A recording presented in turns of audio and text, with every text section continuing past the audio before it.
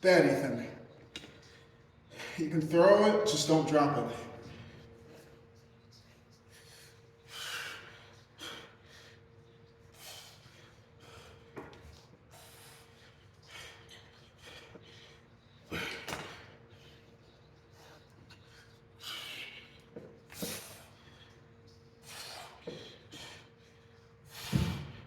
Ooh, that's an idea.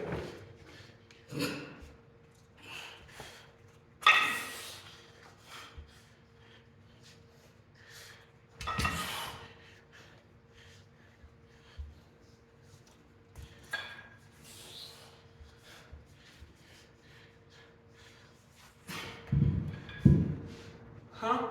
So you want all these weights over here? Fine. And you want me to start the heaviest? The heaviest is 50 pounds though. And you want me to use my right arm and then switch to the left and then move to the right so I can continue to get the equal weight differentiation? Fine, I'll do it once.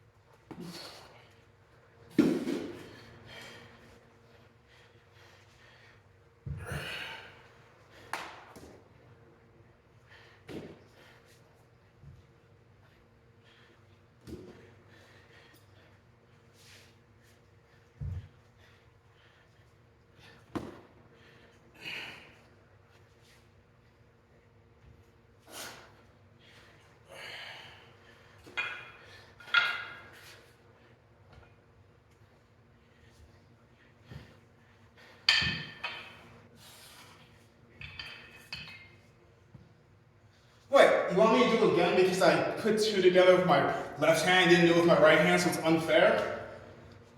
Fine. So does that mean I have to do the exact same two weights or just fine, whatever, we'll find out next. Action.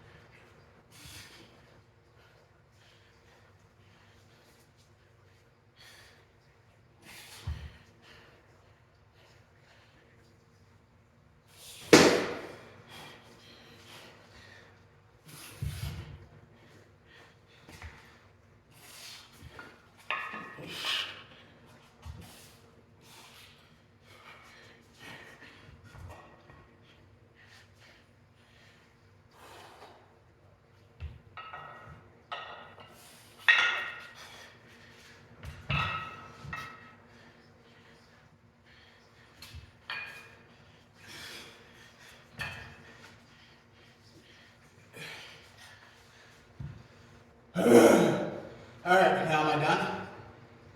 How do I feel? I don't know. I feel a little bit sweaty, but I feel fine. Like if I had to do more shit, I could, but like, do I need to? I do. Because I feel fine. And I can do more, and I should push myself to the absolute max until I'm gasping for air and the coloration starts to come weird. Like, there's not supposed to be green here, but there's green here. There's purple here, there's orange here. Why? Alright, boss man, this might take a while. I was gonna do something different, I guess. I always want me to do something new.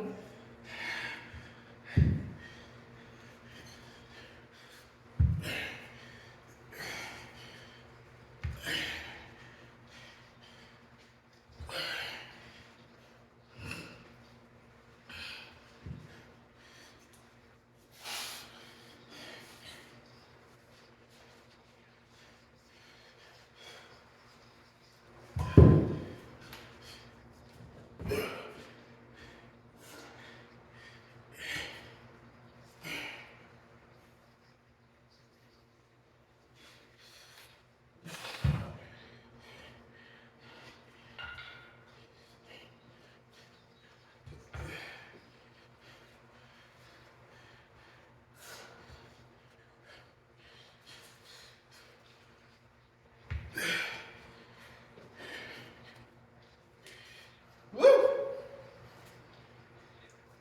20 hour.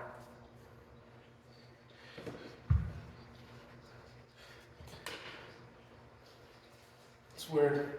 Never know which one's going to drop.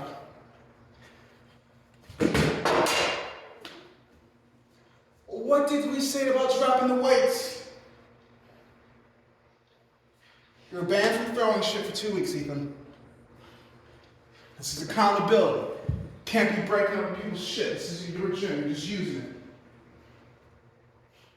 It's after this 50-pound, folks. We're not missing that. Phew. Alright. Coach banned me from throwing things because I keep dropping things. See, I always seem to drop this. I didn't even really throw, I just like tossed it up. So, I guess not those workouts.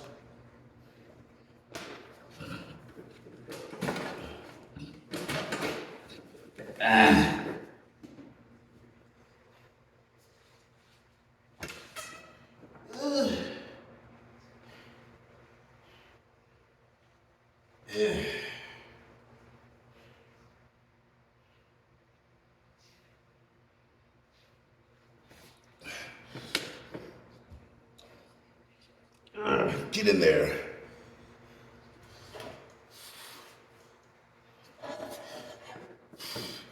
I swear something's wrong with the seat. Oh, it's 'cause it's where your head goes.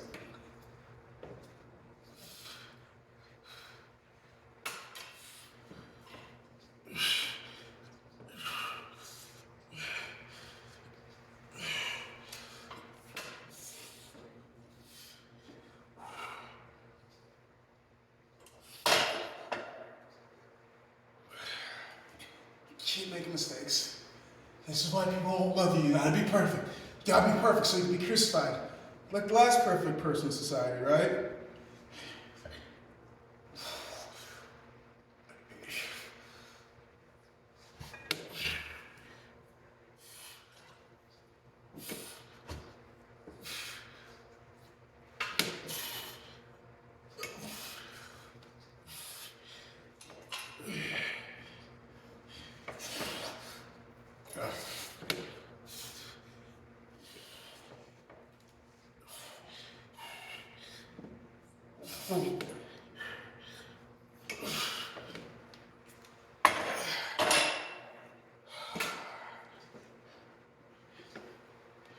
And just in case you think, well, of course he can do this. He's only young. Recently 25, I've had heart issues ever since I was born. The reason I'm built like this is because I thought like this, even though I saw it in how the movies and TV shows, the smart kid always gets picked on. The awkward kid always gets picked on. The outcast always gets picked on. Whoever is different from the societal norm, rather it be for a good reason or rather be for a bad reason, it doesn't really matter. Like, why is the smartest kid getting picked on, but the bully of the school gets appraised and cheered? and loved and cherished. The bully, the one that's actually doing shit wrong, but the one that's just minding their own business, not even being a bother to everyone, but everyone just kind of like, and they'll listen to the bully them and then question, where was there a bomb threat? Why did that kid try to shoot us? Mental motherfucking help, motherfuckers. But the reason I'm built like this is because I realize the mindset that I have. And believe it or not, I actually want to bully. But the bully that I want that macho type bully that you see in movies that like always throw you into shit, physically fight you. I was like, I want that bully because I want them to make me stronger, but I already like, I didn't look like this in high school, but I was still more or less of a formidable opponent compared to somebody that's just like, wow, they cry a lot. I love that. And that the reactions are so simple. I stare at them and they already start fucking panicking. Just, like, they make my job so fucking easy. Most bullies want that type of prey. That was not me. And then there's some people just like, I'm not gonna do shit unless it's a challenge. I didn't have that bully at my school, sadly. I went to a decent fucking high school. Like, my graduating class was, shit, I don't remember actually. A different way to calculate the size. We had an AB honor roll session, and 300 of that of the senior class was there. That wasn't all of them. Or it could have been all of them, but 300. That's a nice number. It was weird to be there because I had been on the AB honor roll since elementary, and that's more or less because things that I have to do and things that I want to do get different energies from me and they get different vibes. And what people get upset is they want me to work as hard as they do on things that they love and cherish. But there's this thing called capitalism and there's this thing called fair exchange, which most people don't get that. But like there's this thing called capitalism, so I have to find somewhere that gives money for exchange of my time, my energy, so I can stay in this place called life, so I can stay in this place called society, so I can stay in this house, so I can buy this food, so I can live the life that I want to, because somebody made the rules and told us all that we had to.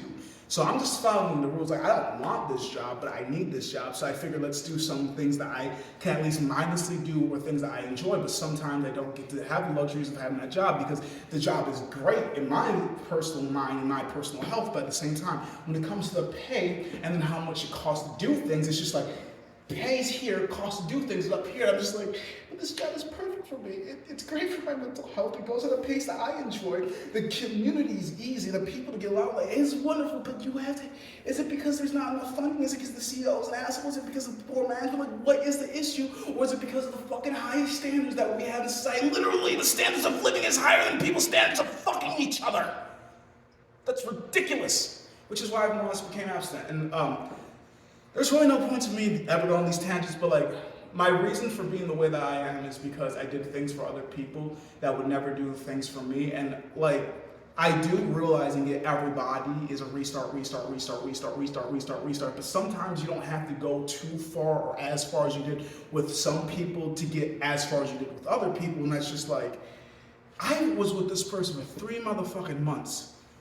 And it took them 3 months to be able to hug me. And this is not some true shit, it's just random shit. I met this motherfucker randomly. Started up a conversation, this motherfucker not only hugged me, shook my hand, kept eye contact, complimented me, and this is their attitude, this is their personality. So that's when I came to figure, it's just like, everybody essentially has a group. It's just being able to find it, because if you stop and think about it, there's a fucking group for rapists, there's a group for pedophiles, there's a group for murderers, there's a group for elites, there's a group for everything. So why isn't there a group for me? First I gotta figure out what the fuck I am. First I gotta figure out what the type of person I am. First I gotta figure out all these things about me, so that way when I go in the community, it's gonna be easier for me to be like, yeah, you match me, okay. Or it's just like, we got some things in common, we can possibly get some more things like that. Or it's just like, oh shit! Oh, this gotta be a match made in hell. There's no way. Oh,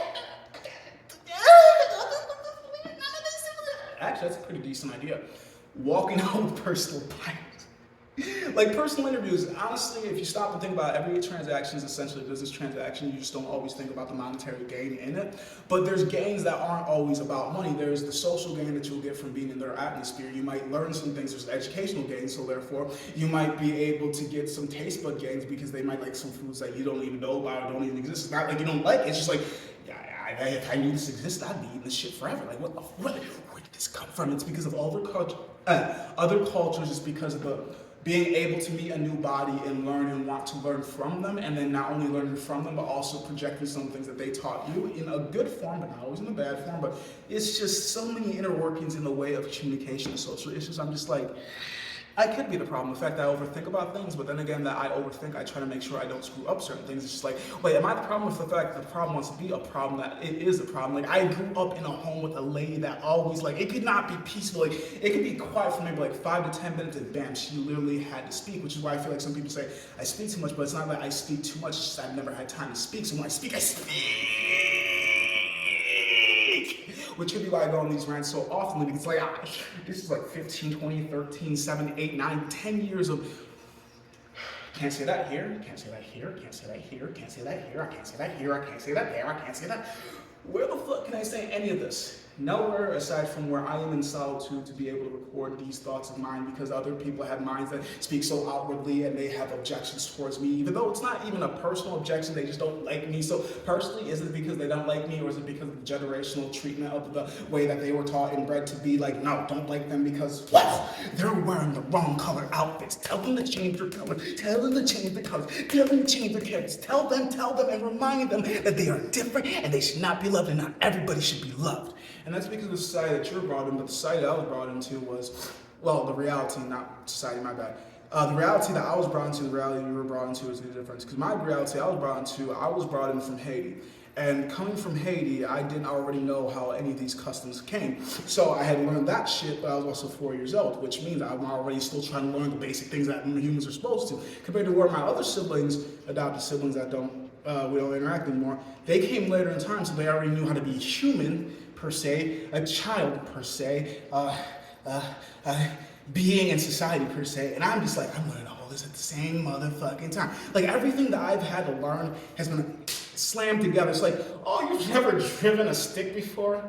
Well, don't worry. Not only are you driving a stick, you're gonna do it in the middle of work, driving through town, and you're going 15 miles out of your fucking way, and you're gonna stall the car a handful of times. There's gonna be people behind you that doesn't even know it's your first time driving a stick, and it's all they're gonna do is lay on their fucking horn because they don't know the stress. They just think, come on, you fucking idiot, you don't know how to drive, just the fucking road. Well, actually, I do know how to drive. I just don't know how to drive a stick. I don't know how to drive a truck and a trailer, but I had to learn to in those situations yet again. It's just like, I've always had to learn hazardous situations, which is why, more or less, I try to explain to people, I need a certain level of chaos, and essentially, sometimes I am that level of chaos I just need, to be able to feel like I'm doing something, and then I just realize, wow, that's just a trauma response in the way that I deal with things because of the way that I grew up, and the more that I became more aware of that, it's like, I don't need it as much, and I used to honestly seek it in people, and that's where I went wrong in a lot of issues and situations in my life, is I seeked for the chaos, and when I couldn't provide it myself, I figured, well, somebody's always selling something I'm looking for. I just don't know where the fuck they exist if you really stop and think about it. So it's just like, if I can find the chaos that I'm looking for, an enjoyable type of chaos, then I love it. But the problem with my chaos is they're just like detrimental to my mind state, detrimental to my character, detrimental to my identity. And it's just like, let's try not finding people that think the best thing to do is always black out on drugs. Now, don't get me wrong, I do tend to use some forms of narcotics. And I say some forms because I was on medication ever since I was 4 or 5, ever since the surgery. So from the surgery till adulthood, I've literally been on drugs, but because I chose to use my type of drugs compared to pharmaceutical types of drugs, I am a criminal. Weed is not a fucking bad drug. That's the drug I'm referring to. I'm saying, like, I know I use different words, that's just to see where the fuck your mind goes. I'm playing mind games from the start because you guys started playing mind games from me. I learned from you guys, so it's your fault that I act like this, personally. And then my own personal accountabilities, I will not hurt you and be like, hey, it's your fault that I did this. If I do hurt you, it'd be like, I've warned you on countless occasions, if you don't mind your boundaries, if you don't respect me, I am going to hurt you. For the fact that you thought I was kidding is your fault. This is literally the smart version of fuck around and find out, and eventually it's going to be so disrespectful to me that you're going to assume that you can always do this, and for me to always just let you do it is just going to be like, well, you let this happen for X amount of years, and that's not going to be that way. So the standard that I allow you to have towards me is the standard that you're going to assume, and rather than that you have a very high title in society, that does not necessarily mean that you have a high title in my personal life, because respect is given where respect can be given, and in certain instances, I can be respectful to a Klans member, but if a Klans member is not respectful to me, then what the fuck am I aside from a dead nigger that they're trying to get in their goddamn tree? I will respect where I can respect. So I will respect anybody that is willing to respect me. But that is the issue that most people have in society. It's like, why don't you respect me? I'm a fucking boss. Why don't you respect me? I'm a fucking mayor. Why don't you respect me? You're fucking parents. Why don't you respect me? That's because you have nothing to respect. You have no morals. You have no accountability. You have nothing from me to give a shit about. So what am I giving a shit about aside from your shittiness? And I can find that anywhere. I can even produce your shittiness and even better than you can. That's the fucked up part. Not better, worse. Because shit is shit. Like, just because it's polished shit doesn't mean it's not shit. It's just, is it your shit or my shit? And does it stink or what? Yeah, but that's a lot of the reasons why I also enjoy my solitude, because I never learned who I was around people because they didn't like who I am. I didn't even know who the fuck I was or who I was trying to be. So I spend as much time as I can with me, with assistance from the videos for you guys to see my journey. And that's how I figure out who I am, because none of the things I'm going to do, like when I make weird noises, when I take my shirt off, like sometimes people will say something, sometimes they won't. It's probably because, like, everybody likes a fit body. If I was fat, they'd probably say more shit. And I had titties. They did do that when I was younger. I'm just like, psychology. So that's another reason why I stay fit. On top of the fact, I just don't like fat me. Fat me isn't able to bend and move as much and be able to be as flexible as skinnier fit me, because technically speaking, if you look at the body mass index, I am overweight, if not maybe obese, for the fact of my height and my skeleton. But it's just like, when you work out, muscle weighs more than fat. They say that statistically. No, scientifically, not statistically.